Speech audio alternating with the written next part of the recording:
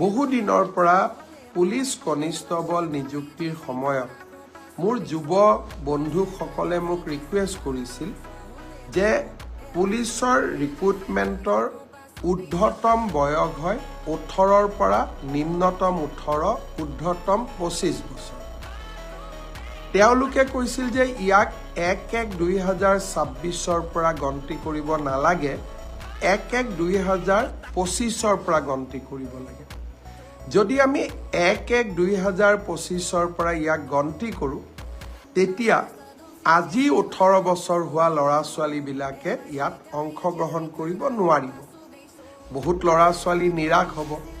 কিন্তু 1-1-2025ত বয়সৰ সীমা নধৰা কাৰণে যিসকলে 25 বছৰ অতিক্ৰম কৰি 26 বছৰত ভৰি দিব, তেওঁলোকো ডিপ্ৰাইভ হ'ব। তেওঁলোকে মোক দুখেৰে জনাইছে।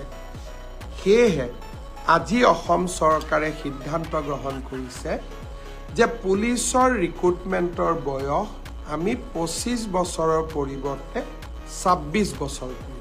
অৰ্থাৎ এতিয়া নিম্নতম বয়স 18 বছৰ হ'ব, ঊৰ্ধ্বতম বয়স 26 বছৰ হ'ব। ইয়াৰ ফলত 1-1-2025 যোনে মোক বিচাৰিছিলে তেওঁলোকেও আবেদন কৰিব পাৰিব আৰু 1-1-2026 হোৱা সকলেও আবেদন কৰিব পাৰিব। সহজ ভাষাত পুলিচত এপ্লাই কৰিবৰ কাৰণে হাইয়েষ্ট লিমিট, এজৰ ঊৰ্ধ্বতম সীমা আমি 25ৰ পৰা 26 বছৰলৈকে বঢ়াই দিছোঁ।